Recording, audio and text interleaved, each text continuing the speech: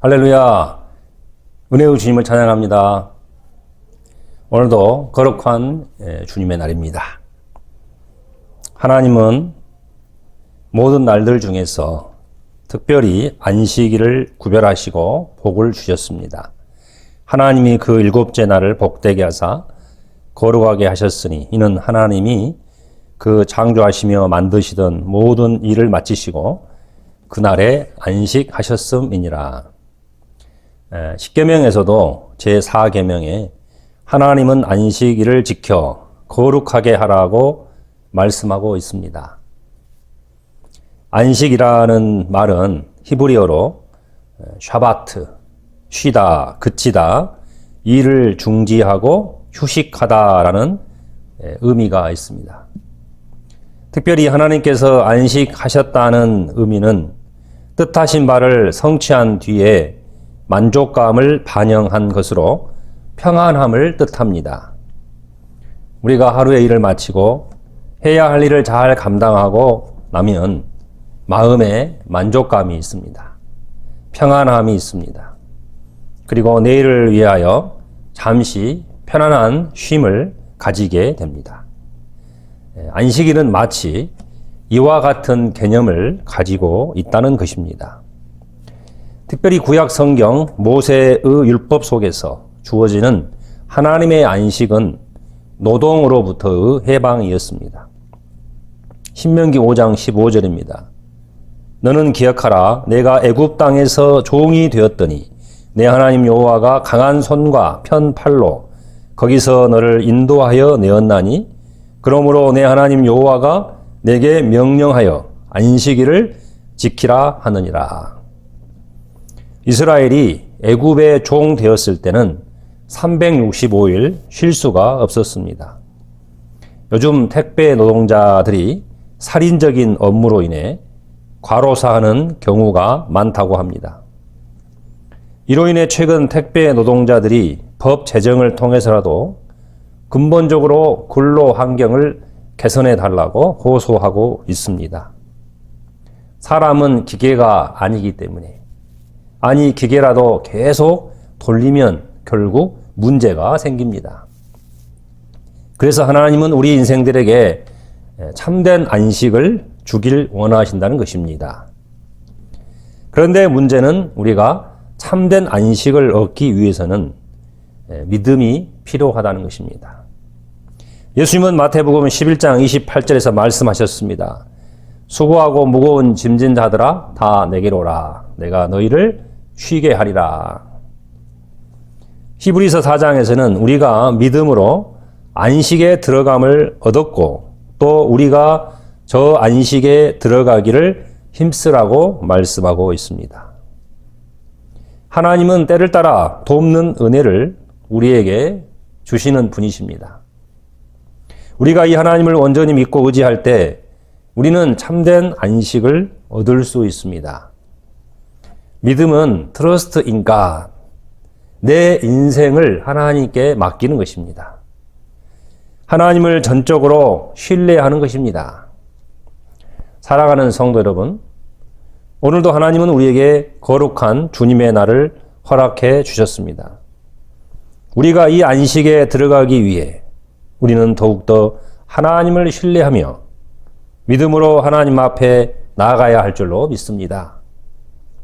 몸과 마음으로 영과 진리로 하나님을 향하여 믿음의 손을 내밀고 주님이 주시는 참된 평안을 받아 누리시는 주의 백성들이 다 되시길 주님의 이름으로 축복하며 기도드립니다. 오늘 말씀은 신명기 28장입니다. 소위 복과 저주의 장으로 유명한 본문이 되겠습니다. 들어와도 복을 받고 나가도 복을 받고 내 강주리와 떡반죽 그릇도 복을 받을 것이며 너는 머리가 되고 꼬리가 되지 않게 하시며 내가 많은 민족에게 구워줄지라도 너는 꾸지 아니할 것이요 너를 세계 모든 민족 위에 뛰어나게 하실 것이라. 이런 말씀들이 들어 있습니다. 듣기만 해도 기분이 좋아지고 너무나 사모가 되는 그런 말씀입니다. 그래서 우리 성도님들이 아주 좋아하는 본문이기도 합니다. 하지만 신명기 28장을 끝까지 다 읽어보면 생각이 좀 달라지게 됩니다. 앞에 14절까지는 복에 대해서 말씀하기 때문에 좋았는데 그 다음 15절부터 마지막 68절까지는 무시무시한 저주의 말씀들이 기록되어 있다는 것입니다. 우리가 이 세상을 살아가면서 절대로 경험하고 싶지 않는 일들이 또 일어나서도 안 될 일들이 너무나 리얼하게 기록되어 있다고 하는 것입니다. 저희 바울 목장에서는 지난주 수요일 목장 모임을 하면서 이 본문을 끝까지 다 읽어보았습니다.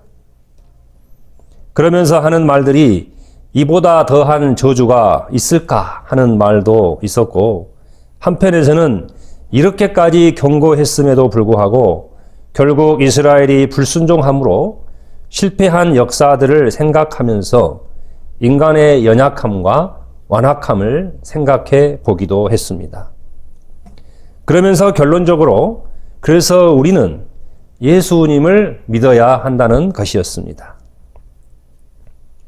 예수님은 우리의 모든 죄와 허물과 질고와 아픔과 슬픔과 사망에 이르는 모든 하나님의 심판과 저주를 십자가에서 대신 담당해 주시고 우리에게 나음과 평화와 안식을 그리고 영원한 생명을 주셨다는 것입니다. 우리는 믿음으로 이 예수님 안에서 하나님이 주시는 참된 복을 누리게 된 것입니다. 그러므로 오늘 본문에 기록된 모든 복은 결국 예수님께서 우리에게 주시는 복이라고 할 수 있습니다. 믿음 안에서 결과적으로 주어지는 복이라고 할 수 있습니다. 그런데 오늘 본문을 읽다 보면 한 가지 오해를 할 수 있습니다. 일단 우리 함께 본문 1절과 15절을 읽어보겠습니다. 1절입니다. 같이 읽겠습니다. 내가 내 하나님 여호와의 말씀을 삼가 듣고 내가 오늘 내게 명령하는 그의 모든 명령을 지켜 행하면 내 하나님 여호와께서 너를 세계 모든 민족 위에 뛰어나게 하실 것이라. 그 다음은 15절입니다. 내가 만일 내 하나님 여호와의 말씀을 순종하지 아니하여 내가 오늘 내게 명령하는 그의 모든 명령과 규례를 지켜 행하지 아니하면 이 모든 저주가 내게 임하며 내게 이를 것이니. 이 본문들은 일종의 조건절이라고 할 수 있습니다. 순종의 여부에 따라 복과 저주가 임한다는 것입니다. 그런데 문제는 우리가 스스로 하나님의 말씀에 온전히 순종할 수 없다는데 문제가 있다는 것입니다. 만약 온전한 순종이 가능하다면 얼마나 좋겠습니까? 하지만 성경은 그렇게 말하지 않습니다. 한마디로 인간은 실패했다는 것입니다. 우리의 믿음의 고백 중에서 첫 번째는 인간의 전적인 타락이라는 개념입니다. 우리에게는 선을 행할 능력이 전혀 없다는 것입니다. 사람들은 상대적인 자기 의를 주장하지만 하나님 앞에서는 의인이 한 사람도 없다는 것입니다. 그리고 두 번째로 고백하는 것은 전적인 은혜입니다. 하나님의 불가항력적인 은혜입니다. 하나님은 우리를 죽음의 바다에서 일방적으로 건져 주셔야 한다는 개념입니다. 이를 위해 하나님은 우리에게 엄청난 대가를 치러 주셨다는 것입니다. 이에 대해 시편 49편 8절은 말씀하고 있습니다. 그들의 생명을 속량하는 값이 너무 엄청나서 영원히 마련하지 못할 것임이니라. 인간의 생명을 구원하는 일은 이 세상의 그 어떤 것으로도 불가능하다는 것입니다. 이를 위해 하나님은 그 어떤 것으로도 대신할 수 없는 우리의 죄값을 치르기 위해서 하나님의 아들을 우리에게 내어주신 것입니다. 우리가 잘 아는 요한복음 3장 16절입니다. 함께 읽어봅니다. 하나님이 세상을 이처럼 사랑하사 독생자를 주셨으니 이는 그를 믿는 자마다 멸망하지 않고 영생을 얻게 하려 하심이라. 그 다음 17절입니다. 하나님이 그 아들을 세상에 보내신 것은 세상을 심판하려 하심이 아니요 그로 말미암아 세상이 구원을 받게 하려 하심이라. 우리는 이 하나님의 구원으로 인해 영원한 저주에서 영원한 복으로 영원한 생명으로 나가게 된 것입니다. 그런 점에서 오늘 신명기 28장은 복과 저주라는 말씀으로 기록이 되어 있지만 그 속에는 하나님이 우리를 구원하시기 위한 엄청난 계획과 설계가 들어있다는 것입니다. 그리고 또 한 가지 우리가 기억해야 할 것은 본문에 나오는 순종은 우리를 통해 이루어지는 것이 아니라 그리스도를 통해 우리가 그와 연합함으로 이루어진다는 것입니다. 예수님은 요한복음 15장 포도나무와 가지 비유에서 이렇게 말씀하셨습니다. 나는 포도나무요 너희는 가지라. 그가 내 안에 내가 그 안에 거하면 사람이 열매를 많이 맺나니 나를 떠나서는 너희가 아무것도 할 수 없음이라. 결국 순종의 열매는 우리가 그리스도와 연합함으로 가능하다는 것입니다. 하나님의 계명은 크게 보면 하나님 사랑, 이웃 사랑입니다. 그런데 우리가 어떻게 하나님을 사랑하고 이웃을 사랑할 수 있겠습니까? 저는 요즘 코로나19 상황에서 갈수록 상황이 악화되고 또 미래가 불투명하기 때문에 하루에도 12번씩 마음이 흔들리고 불안과 짜증과 미움과 분노에 휩싸이는 자신을 보게 됩니다. 머리로는 이래서는 안 된다는 것을 알지만 마음은 내 마음대로 되지 않습니다. 그래서 저는 주님께 매달릴 수밖에 없습니다. 저녁에 잠이 오지 않으면 나도 모르게 조용한 거실에서 두 무릎을 꿇을 수밖에 없습니다. 주여 나를 불쌍히 여겨 주옵소서. 기도가 절로 나오고 하나님의 말씀을 끊임없이 찾고 또 찾게 되는 것입니다. 사실 우리가 다 경험하고 고백하는 것이지만 우리는 주님의 은혜가 아니면 어떻게 우리 인생의 근본 문제가 해결될 수 있겠습니까? 사도 바울의 고백처럼 나의 나된 것은 오직 주님의 은혜인 줄로 믿습니다. 자, 그러면 주 안에서 우리에게 주어지는 하나님의 복이 무엇입니까? 오늘 본문을 기초로 간략하게 세 가지 복을 정리해 보겠습니다. 첫째는 너를 세계 모든 민족 위에 뛰어나게 하신다는 것입니다. 1절에 기록된 말씀입니다. 오늘 본문 13절에 보면 하나님께서 너를 머리가 되고 꼬리가 되지 않게 하시며 위에만 있고 아래에 있지 않게 하시겠다는 말씀이 있습니다. 이 말씀은 우리가 주 안에서 모든 사람들에게 선한 영향력을 갖게 된다는 말입니다. 영적 리더십을 발휘하게 된다는 것입니다.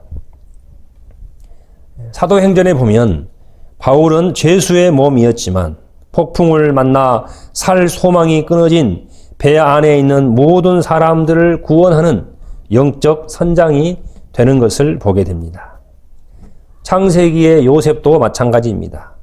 그는 형제에게 버림받고 그리고 억울하게 애굽의 감옥에 갇혀 있었지만 하나님은 그를 통해 그 시대를 구원하는 일을 하셨습니다. 이것이 하나님의 반전입니다. 오늘 우리는 내 자신보다 더 크고 위대하신 주님을 바라봐야 합니다. 주 안에서 참된 믿음의 사람들은 그 시대를 구원하는 영적 리더로 귀하게 쓰임받는 은혜와 복이 있을 줄로 믿습니다. 두 번째는 땅의 축복입니다. 2절에서 5절 함께 읽어보겠습니다. 내가 내 하나님 여호와의 말씀을 청종하면 이 모든 복이 내게 임하며 내게 이르리니 성읍에서도 복을 받고 들에서도 복을 받을 것이며 내 몸의 자녀와 내 토지의 소상과 내 짐승의 새끼와 소와 양의 새끼가 복을 받을 것이며 내 광주리와 떡반죽 그릇이 복을 받을 것이며. 우리는 영적인 것만을 복으로 생각하기 쉬운데 이 땅에서 주어지는 안전한 삶이나 경제적인 복, 음식이나 건강의 복도 하나님이 주시는 복이라고 하는 것입니다. 물론 성경에서는 하나님보다 물질을 더 사랑함으로 영적 타락을 경계하고 있지만 물질 자체가 악은 아닙니다. 그 물질을 바라보고 그것을 사용하는 사람의 중심, 사람의 마음이 중요하다는 것입니다. 오히려 우리는 이러한 땅의 복을 가지고 하나님의 영광을 위하여 그리고 하나님의 사랑을 나타내는 삶으로 나아가야 할 줄로 믿습니다. 오늘 본문 11절에서 12절에 이런 말씀이 있습니다. 여호와께서 내게 주리라고 내 조상들에게 맹세하신 땅에서 내게 복을 주사 내 몸의 소생과 가축의 새끼와 토지의 소산을 많게 하시며 여호와께서 너를 위하여 하늘의 아름다운 보고를 여시사 내 땅에 때를 따라 비를 내리시고 내 손으로 하는 모든 일에 복을 주시리니 내가 많은 민족에게 꾸어줄지라도 너는 꾸지 아니할 것이요.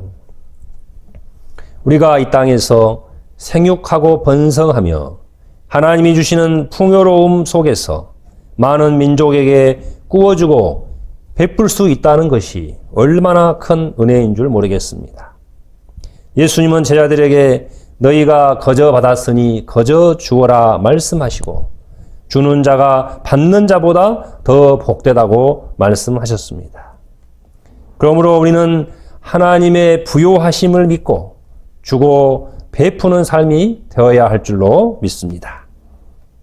마지막 세 번째는 나라의 복입니다. 6절 같이 읽겠습니다. 내가 들어와도 복을 받고 나가도 복을 받을 것이니라. 성경학자들은 이 구절을 당시 나라와 나라가 전쟁할 때 사용되는 관용구라고 말하고 있습니다. 하나님께서 들어와도 나가도 승리를 주시겠다는 것입니다. 7절 말씀도 함께 읽어보겠습니다. 여호와께서 너를 대적하기 위해 일어난 적군들을 내 앞에서 패하게 하시리라.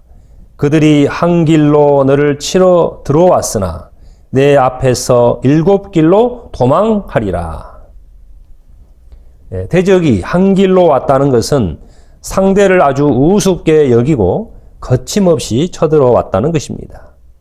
그런데 7길로 도망간다는 것은 걸음아 나 살려라 하면서 혼비백산하여 물러갔다는 것입니다. 하나님은 이렇게 자기와 함께하는 백성들을 보호하시고 승리를 주시겠다는 것입니다. 우리는 하나님 나라의 백성들입니다.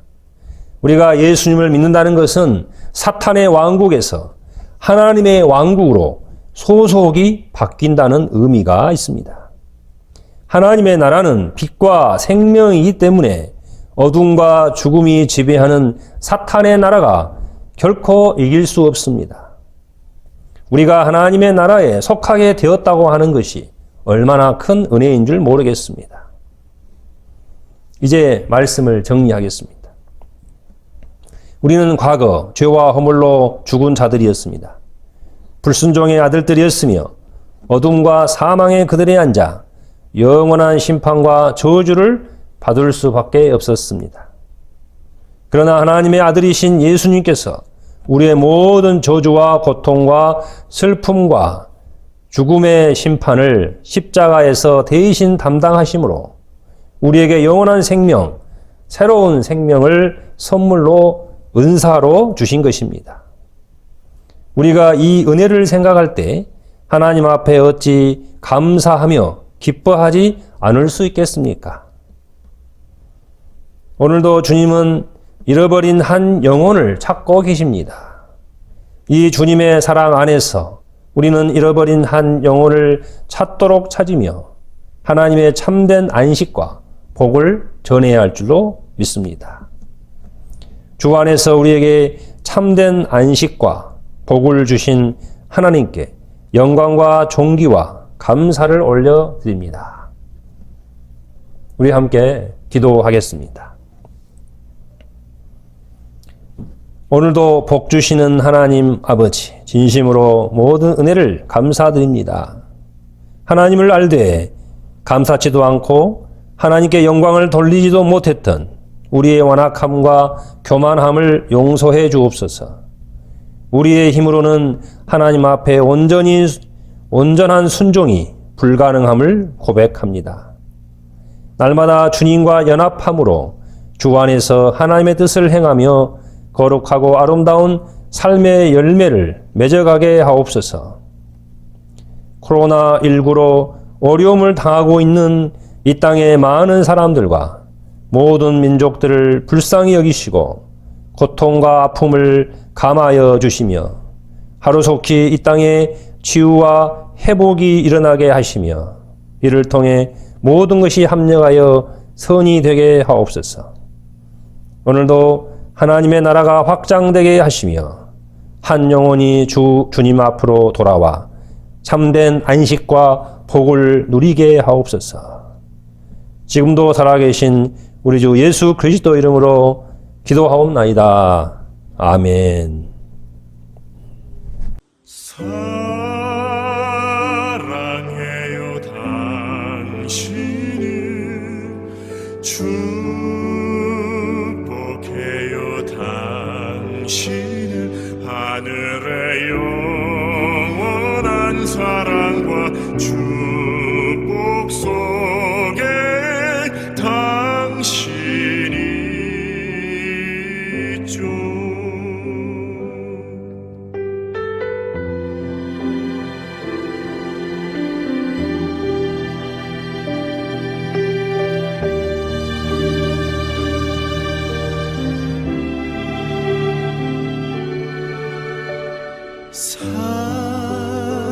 사랑해요 당신을 축복해요 당신을 하늘의 영원한 사랑과 축복 속에 당신이 있죠.